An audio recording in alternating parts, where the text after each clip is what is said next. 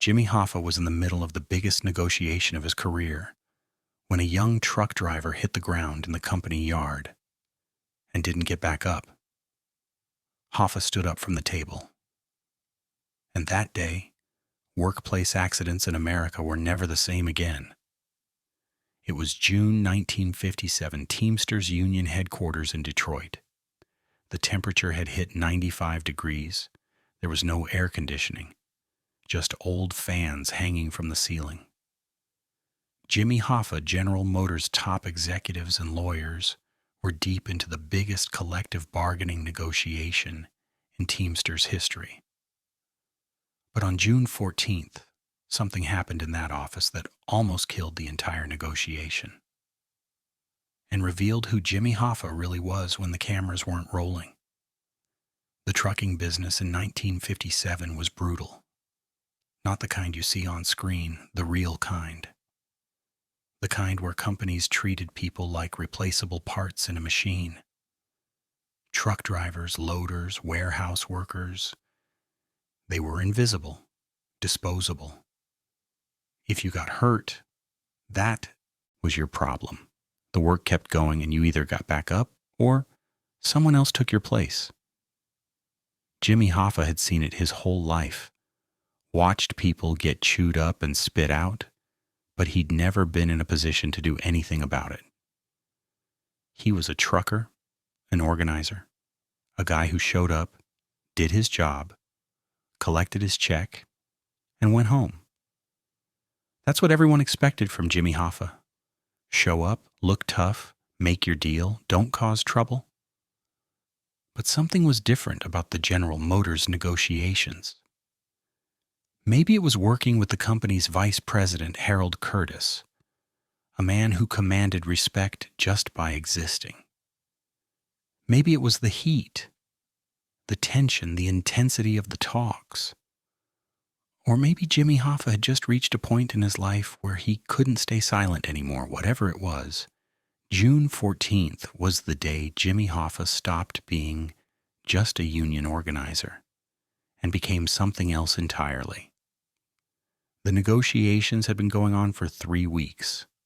50,000 truck drivers' futures were on the table. Hoffa wanted better wages, health insurance, pension plans.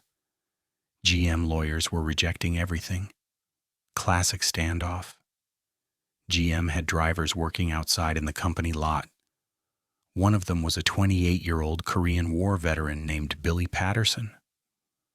Billy had been working in trucking for about 4 years, taking whatever jobs he could find. He had a wife, Linda, and a 3-year-old son. Working for GM was a big opportunity, steady work, regular pay, maybe union protection someday. Billy's job that day was simple. Move new parts shipments from trucks to the warehouse. Heavy work. But it's what Billy had been doing for 4 years. Running forklifts, handling crates. What Billy didn't know, what nobody in that warehouse knew, was that one of the crates loaded that morning had been improperly secured. One of the metal straps wasn't locked right. It looked solid, but it wasn't. The shift supervisor yelled, "Go!" The forklifts moved, the crates lifted, and right on cue, as Billy Patterson was lifting that loose-strapped crate, the strap snapped. A 660-pound engine part flew out of the crate and landed on Billy. The sound was terrible, the roar of metal hitting metal on the floor, then silence. Billy lay motionless on the ground, under the crate, covered in blood. The supervisor yelled, "Stop!" For about 5 seconds, the entire warehouse was silent. Then everyone started moving at once. The shift supervisor ran to Billy. The facility medic grabbed his bag and ran. Workers crowded around. Billy Patterson was conscious, but barely. His left leg was crushed. His ribs were broken. Blood was pouring from his head. Worse, he was struggling to breathe. The medic took one look and said the words everyone feared. "We need an ambulance now. This is serious." Production manager Gerald Thornton appeared out of nowhere. Thornton was the company's guy, the numbers man, the one who made sure production stayed on budget and on schedule. He took one look at Billy and said, something that made Jimmy Hoffa's blood run cold. Get him out of here. Put him in someone's car, take him to the hospital, and find out who did the loading this morning. They're fired. That was it. No concern for Billy. No questions about whether he'd be okay. Just get him out of here, like he was a piece of broken equipment. The medic started to argue, saying Billy shouldn't be moved until the ambulance arrived. But Thornton cut him off. Every minute production is stopped costs this company $5,000. Get him out of here and get back to work. Jimmy Hoffa was in the upstairs conference room. He could see the warehouse through the glass. He saw everything, and something inside him snapped. Not the explosive kind of snap, the quiet kind, the dangerous kind. Hoffa stood up from the table, looked at Harold Curtis. 1 minute. Curtis frowned. Jimmy, we're at a critical point. I said 1 minute. Hoffa walked out of the room, down the stairs, into the warehouse. Thornton was still there, barking orders at the crew. Hoffa kept his voice low. Which hospital are they taking him to? Thornton barely looked at him. Detroit General, I guess. Why? Who's paying for it? Thornton finally looked at Hoffa. That's not our problem. He signed a waiver. These guys know the risks. It's part of the job. Hoffa took a deep breath. So the company's not covering his medical bills. The company provides on-site medical care. Anything beyond that is his responsibility. That's standard. Standard? Hoffa's voice was dangerously calm. Yes, standard. Now, if you don't mind, we need to finish this job. Hoffa looked Thornton in the eyes. No. Excuse me? No. I'm not taking another step until that kid's expenses are covered. The entire warehouse went quiet. Workers stopped moving. From the upstairs conference room, Harold Curtis and the GM lawyers looked through the glass. Everyone sensed something big was happening. Thornton laughed. Jimmy, please, don't be dramatic. Not the guy signed a waiver. This is how it works. Not anymore, it doesn't. Thornton's smile disappeared. You have a contract. You can't walk away from negotiations. Jimmy Hoffa took off his jacket and handed it to a nearby worker. Watch me. Thornton stepped closer, his voice dropping to a threatening whisper. You walk out of this building, and you'll never work in this town again. You understand what I'm saying? General Motors will bury you. Hoffa didn't blink. Then I guess I'm done. But that kid isn't going bankrupt because your crew screwed up. The silence in that warehouse was absolute. In 1957, union organizers didn't challenge companies like this. Companies had absolute power. If they wanted to destroy your career, they could. Jimmy Hoffa knew this. Everyone knew this. But Jimmy Hoffa was standing his ground anyway. Thornton played his trump card. You're shutting down production. 200 people work here. Every day the line is stopped, 200 people don't get paid. You really want that on your conscience? Hoffa looked around the warehouse. Electricians, forklift operators, loaders, all watching to see what would happen. And then Hoffa said something that changed everything.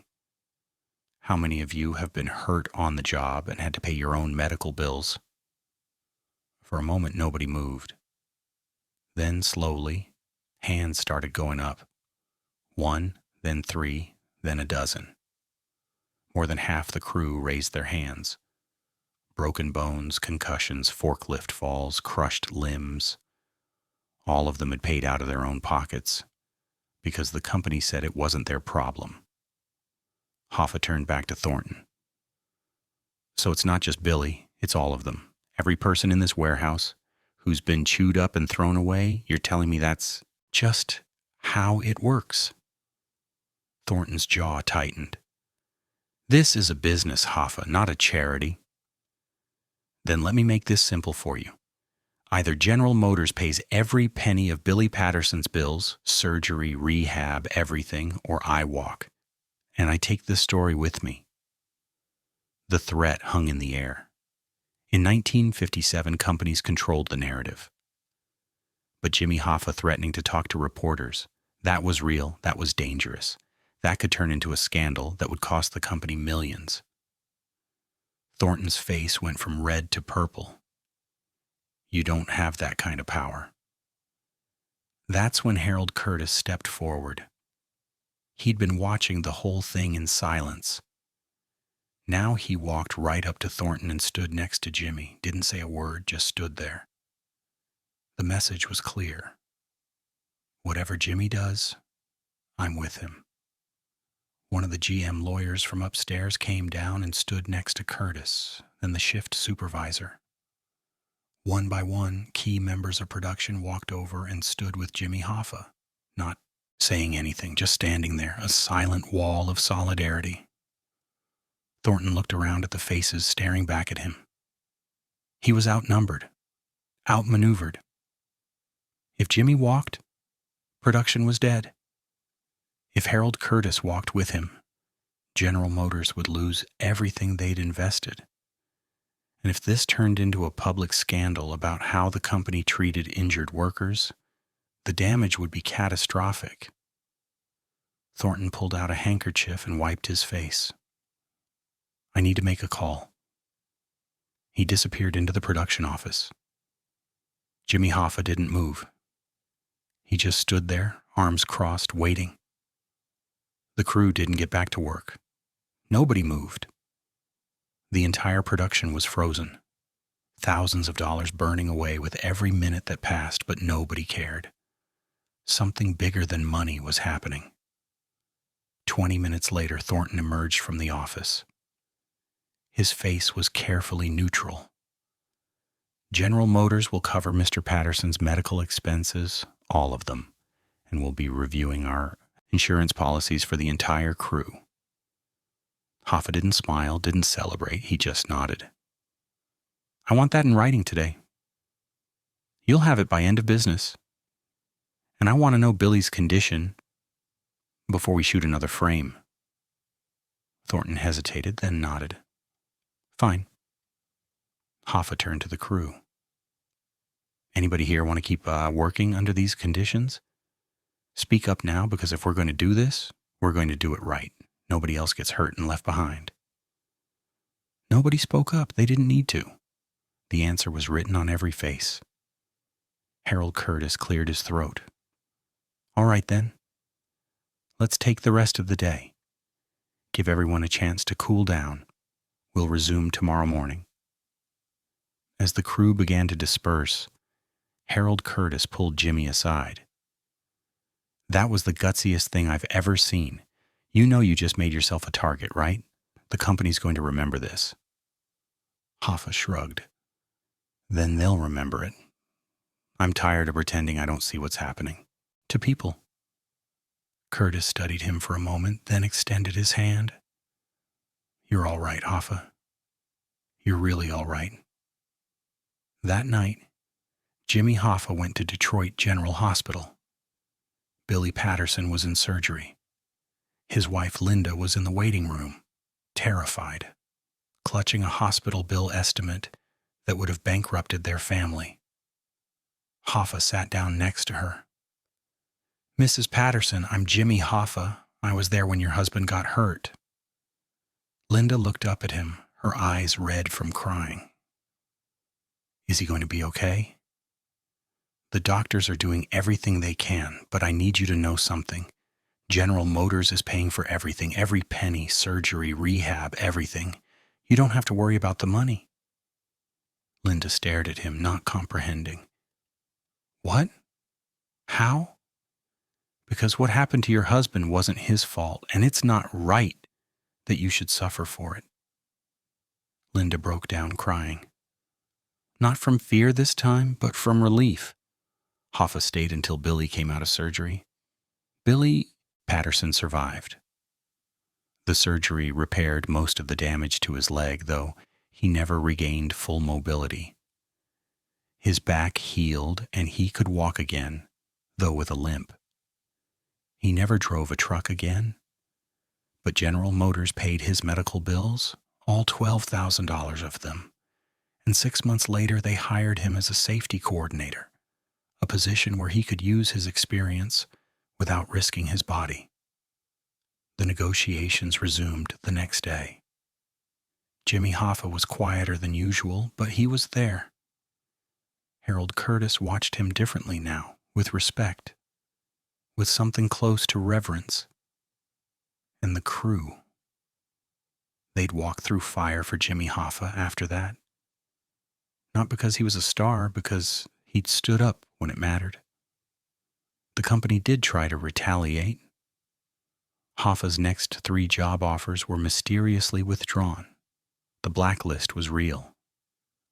But Jimmy Hoffa had something the company hadn't counted on. He had Harold Curtis's loyalty. He had a crew spreading the word about what happened in that warehouse. Within 6 months, the story of what Jimmy Hoffa did in that warehouse had become legend in Detroit. Not in the press, the companies made sure of that, but among the people who actually did the work, the forklift operators, the loaders, the security guards, the warehouse workers, Jimmy Hoffa became something more than a union boss. He became a hero. In 1958, the Teamsters pushed through new insurance requirements. Companies were required to carry comprehensive coverage for all workers, including loaders and those doing dangerous work. The change was directly influenced by what happened in that warehouse. Jimmy Hoffa never took credit for it, but everyone knew. Billy Patterson kept in touch with Hoffa for the rest of Hoffa's life. Every Christmas, Hoffa would get a card from Billy, Linda, and their son, and every Christmas, Hoffa would call them. Not for publicity, not for show, just because he cared. When Jimmy Hoffa disappeared in 1975, Billy Patterson was 51 years old, still walking with a slight limp from that day. A reporter asked him what Jimmy Hoffa meant to him.